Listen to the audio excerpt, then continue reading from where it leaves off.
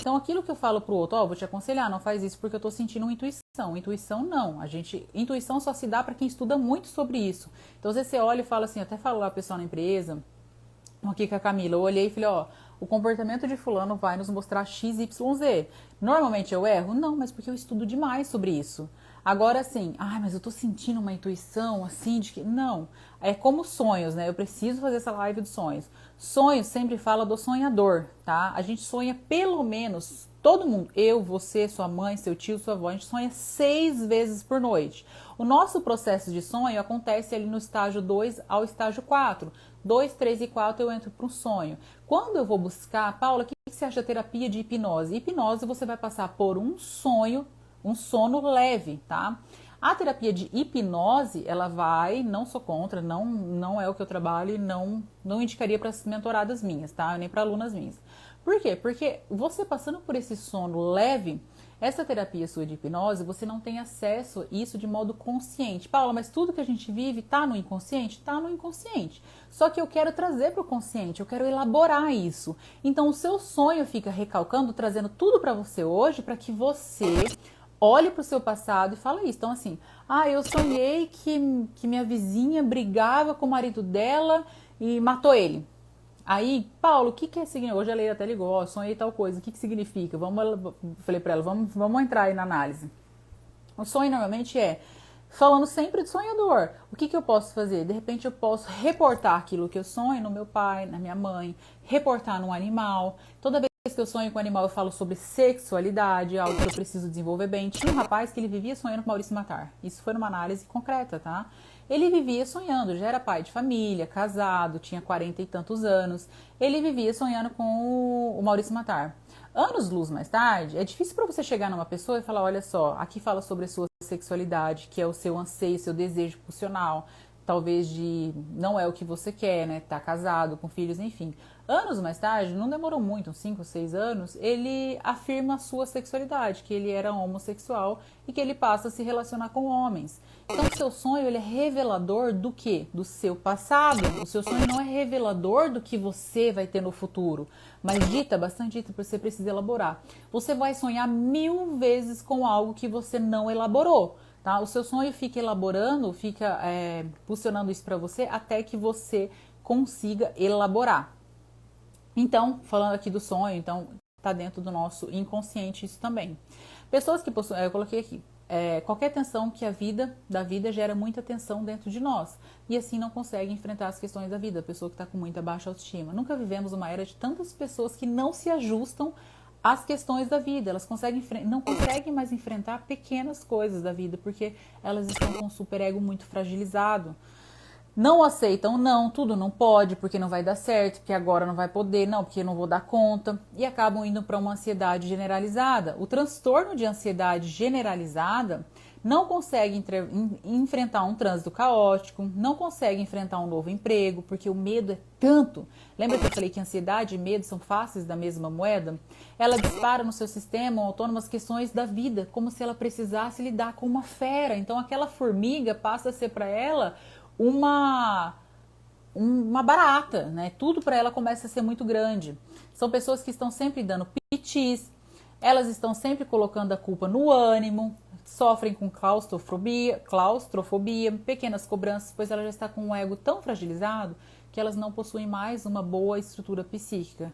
Pessoas possuem muita questão inconsciente que precisa ser tratada e elas acham que sempre tudo é o outro que é exigente. Tudo é o externo a ela, nada é culpa dela. Então começam os sintomas cardiovasculares, sintomas intestinais. Lembra que Freud fala? Quando a boca cala, falam-se as pontas dos dedos. Tudo começa aqui e aí eu começo a sentir o sintoma. Pessoa muito angustiada, pessoa que guarda muita raiva, pessoa que guarda muita mágoa, ela tende a ter muito problema no estômago. A comida não digere de jeito nenhum. Ai, Paula, mas eu sinto tanto assim, nossa, eu acho que eu tô com isso. Então, é interessante que você busque ainda mais um momento desse, ajuda sim. Eu sempre falo isso nos vídeos aqui, a pessoa que sofre muito com essa má digestão pode ser sim um transtorno de ansiedade que está sofrendo, porque aí isso não tratado vai sim trazer uma depressão, porque já tá pedindo para ser olhado para isso, né? E aí às vezes a pessoa chega em mim e fala, Paula, nossa, eu não tô conseguindo, eu sofro demais com o meu passado, meu pai abandonou minha família, eu não tenho uma imagem estabelecida dessa mãe, uma imagem estabelecida desse pai. Esse momento vai chegar, você pode estar com 70 anos, ele vai pedir para que você resolva isso, né? Porque o nosso inconsciente, ele não dorme, ele não é sazonal, ele não tem um movimento cronológico, ele não sabe para você assim, ó, para ele fica assim, viu, aconteceu isso aqui, ó, quando você tinha 5 anos, você não vai resolver? Você não vai resolver? Não importa que você tem 30, não importa que você tem 40, não importa que você tem 50, eu quero que você olhe. Ele não tem uma idade cronológica, ele só acusa. E aí você precisa diluir isso, dissolver tudo isso. E aí entra como sistema respiratório, e ela faz com que a vida fique paralisada. Ansiosos sempre estão em primeiro lugar na vida deles. E quem que vem depois? Eles também. Então as doenças, tem uma doença que chama neurastenia, que foi divulgada há pouco tempo. É uma pessoa que dorme e já acordam cansadas. Síndrome do pânico, coloquei até insatisfação crônica, tem a ver com ela e afeta todos ao seu redor. Imagina você viver com uma pessoa que é insatisfeita com a vida 100% do tempo. Não tem como não afetar, e eu falo isso até um pouco adiante. A síndrome do pânico são pessoas que não dominam ou refreia as suas pulsões.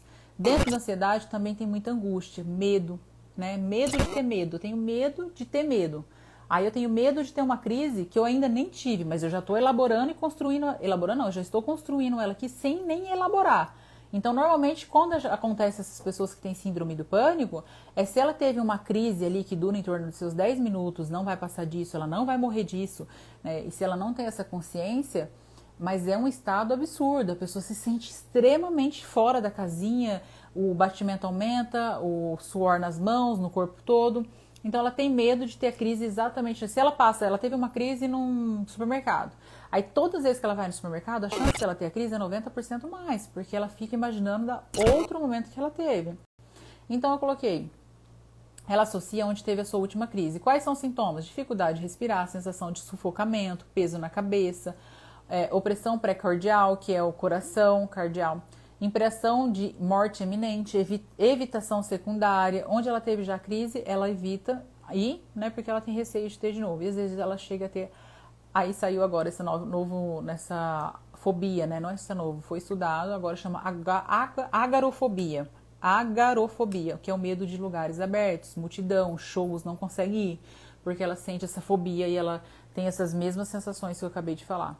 O síndrome do pânico, ela não provoca e nem nunca vai provocar ter infartos. Por que as pessoas, às vezes, que têm essas arritmias, elas vão para um cardiologista, fazem os exames e tá tudo ok?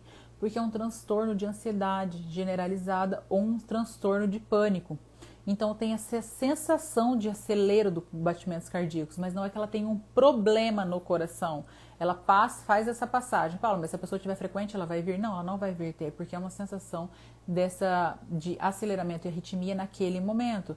E acaba procurando um cardiologista, né? Síndrome do pânico tem a ver com a angústia.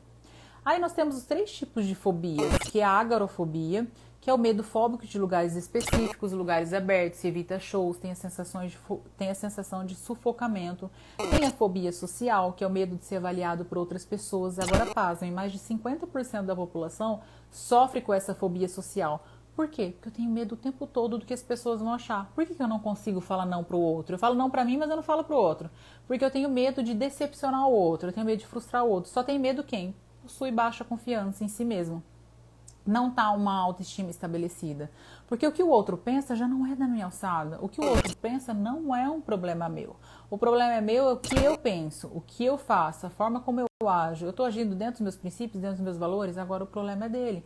Mas tem gente que tem pânico do que os outros vão pensar. Tem gente que tem pânico de celular, tem o síndrome do hack, que a gente chama. Se eu falar, fulano, eu tô te filmando, a pessoa já trava.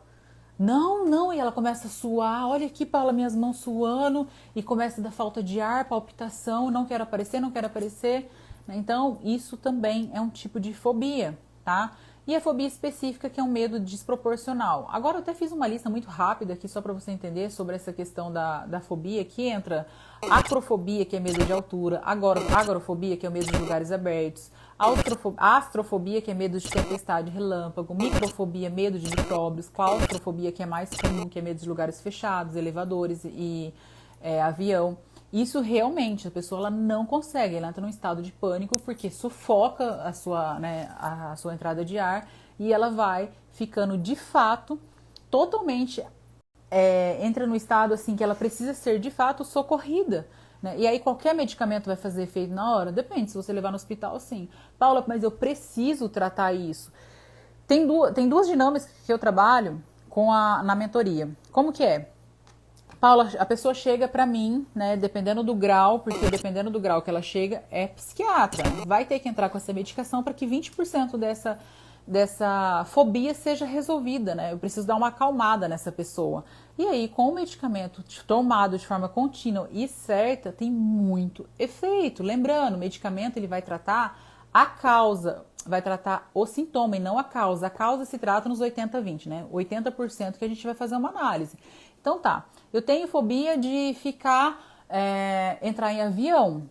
E aí eu falo assim, então me conta um pouquinho sobre a sua história do passado. Como é que foi a sua infância? Ah, minha infância foi super de boa, Paula. Poxa, nossa, mas eu brincava. Eu não lembro de nada assim que tenha me afetado tanto. Entendi. E quando você brincava, com quem que você brincava? Ah, mas eu brincava com meus amigos, mas era muito legal. Mas como que era essa brincadeira? Ah, mas eu brincava, tipo assim, a gente ia na roça, ou a gente brincava no milharal, e nunca teve um desencontro que você não tenha gostado, que seus amiguinhos fizeram. Ah, eu acho que não, tava super de boa. Brincadeira de criança, né? Mas nunca teve briga. Ah, teve uma vez que eu fiquei um pouco chateada. Ó, onde a gente vai chegando, tá? Só pra você entender a raciocínio como a gente aborda esse problema. Até então a pessoa não tem nada, ela nunca teve nada, ela só tem uma fobia hoje. Mas ela nunca teve nada no passado dela. Entendi, mas como que era isso? Ah, mas a gente teve uma discussão. Ah, então me conta um pouco como foi essa discussão. Ah, a gente tava em 5 brincando e tal. E a gente entrou num caminhão-pipa. E de repente esse caminhão-pipa, meus amigos entraram, entramos em 3, fechou. E aí a gente tava brincando de pega-pega. 2 conseguiu sair, eu fiquei sozinho. E como é que foi isso? Ah, eu fiquei um pouco assustado, né? Porque meu primo foi lá e fechou a porta do caminhão-pipa e eu fiquei lá dentro daquele lugar sozinho. E como que foi isso? Eu fiquei com muito medo. Eu comecei a gritar, porque eu fiquei com pânico. Ah, entendi. Consegue entender que o problema da claustrofobia hoje é devido a isso? Consegue entender que o síndrome do pânico se desenvolveu lá? Por quê? Porque a criança até os 12 anos, ela é um computador aberto, onde eu vou colocando as coisas no HD dela e ela só vai recebendo. Fechou com 12 anos esse HD, já era. Ela já tem tudo ali pré-estabelecido que ela vai agir, como ela vai agir e o porquê ela vai agir diante disso tudo. Então, feito isso, a gente sabe isso é um exemplo, tá? Não vamos generalizar, eu posso vir trazer outros momentos, mas até então para ela era tudo normal. Agora eu não consigo ficar num ambiente fechado por conta daquela brincadeira inofensiva que aconteceu lá na minha infância. Porque hoje o meu inconsciente me leva aquilo. Quando eu entro no avião, que eu olho para o lado, vejo aquele tubo fechado, com um monte de gente em volta, e eu não tenho para onde ir, porque se eu pisar fora do avião eu tô no ar, eu não quero saber disso. Paula, mas como que a gente dilui isso? É um processo lento, é um processo trabalhoso, mas tem chance da pessoa tirar isso da mente? Absolutamente. É como se eu pegasse uma roupa suja e eu preciso lavar. Eu passo por esse processo de lavagem, né? Depois eu deixo de molho, depois eu lavo de novo. É exatamente dessa maneira. E aí eu tiro da máquina, boto para secar. Tem esse processo. Vocês entendem? Que tem tudo esse contexto. Eu preciso olhar para esse passado. Quando a gente fala de qualquer tipo de transtorno, isso é um exemplo, mas qualquer tipo de análise que chega para mim, a gente vai diluir, vai desenterrar esse passado de forma muito ampliada. Aquilo que você acha que não tem nada a ver é aquilo que me interessa. Aquilo que você fala, normalmente não é o que eu tô ouvindo. Eu tô ouvindo entre linhas. A forma como você fala, de repente a pessoa tá falando pra mim assim: ai, Paula, mas foi tudo bem. Não, meu pai com a minha mãe era tudo ok, assim. Não, mas às vezes a minha mãe tinha um pouco mais assim. Ah, ela era um pouco mais mimadinha, assim, sabe? Não, mas tá tudo bem. Aí fala, quando ela fala isso, ela sambou um pouquinho pra falar da mãe ali pra mim. Eu falo, ai, que legal, mas qual que é a imagem que você tem da sua mãe? Ah, mas então, é naquele processo onde a gente vai fazer uma análise. E como que funciona esse processo de conhecimento depois que ela sai, né, dessa análise? É ali que vai fazer o efeito. Eu tô ali 30% para ajudar ela, 70% é ela que vai fazer sozinha, né, para buscar elaborar isso tudo. Então, aí a gente tem vários tipos de fobias aqui, né? O fóbico ansioso tem uma neurose fóbica, transforma os sintomas emocionais em coisas que ele não deu conta emocionalmente, que eu acabei de falar. Eu não dou conta daquela emoção que eu não fui vista, que eu fui rejeitada, que eu fui abandonada dentro daquele caminhão, que os meus amigos não olharam para mim e agora eu não dou conta. Eu sou obsessivo compulsivo, eu tenho compulsão alimentar. Eu não consegui dar conta daquela separação dos meus pais, daquelas brigas constantes, e agora eu virei um alcoólatra. Eu não consigo dar conta daquele meu amiguinho que me rejeitou, daquela bullying que eu sofria na escola, onde eu era rejeitada porque eu tinha diferentes classes sociais, e agora eu dou conta de ter algum tipo de vício aqui. Eu quero o tempo todo ficar recebendo migalhas. Eu dou conta de repetir um padrão. Então, tudo que você faz hoje é porque você teve algum tipo de emoção não elaborada lá no passado. Todo mundo tem? Todo mundo. Aquele que eu acho que é o mais saudável da vida é o que mais tem. E aí, paz, eu preciso fazer uma live, eu só vou deixar plantado vou intrigar vocês numa coisa agora. O filho mais saudável é o filho usuário de droga. O filho que mais tem saúde emocional na família é aquele filho que rebela e ele vai buscar isso fora, porque ele está mostrando que no sistema familiar tem alguma coisa que precisa ser vista. Mas eu vou falar sobre isso. É só para deixar essa intrigada aqui com vocês. O que eu tô falando é embasado em estudo em psicanálise, tá? Não é nada um achismo. Ah, não. Não. Aquele filho que rebela é aquele filho que mais está mudando o sistema familiar. Ele veio para chacoalhar aquela árvore genealógica, tá? É bem interessante isso.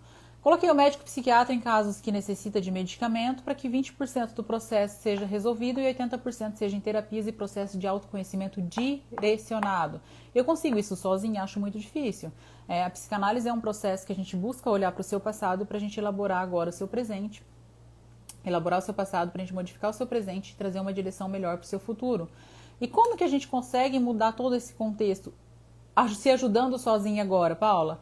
Cuidar dos seus pensamentos diariamente, evitar notícias tóxicas, evitar embate em discussões aleatórias, evitar estar com pessoas negativas e com comportamentos que você não quer ter. Eu não gosto desse tipo de comportamento. Cuidado, porque a gente fala de projeção aí. Ah, o fulano é muito assim, me irrita demais. Você não dá conta de ser como ele é e aí você projeta nele essa irritação, essa negação. Buscar ter hábitos associados. Mas eu não consegui incluir um hábito bom, que é um hábito de ler livro. Então pega teu livro, coloca ele lá perto da sua TV. Toda vez que você for assistir série, você tem a obrigação de ler 5 páginas dos livros. Você associa um hábito bom a um hábito que não é tão bom assim. Então são vários tipos de meios que a gente pode conseguir colocar, né, nessa nossa rotina para que evite os nossos transtornos. Uma higiene de sono muito boa, que eu também estou aprendendo a fazer, porque eu sou bem... Eu falo que as minhas principais ideias vêm de madrugada, então eu deixo o livro ali, vou ler meia hora antes de deitar, eu tiro esse celular para eu poder estar mais ativa, estar mais constante e deixando a minha mente dar aquela quietada, aquela adormecida.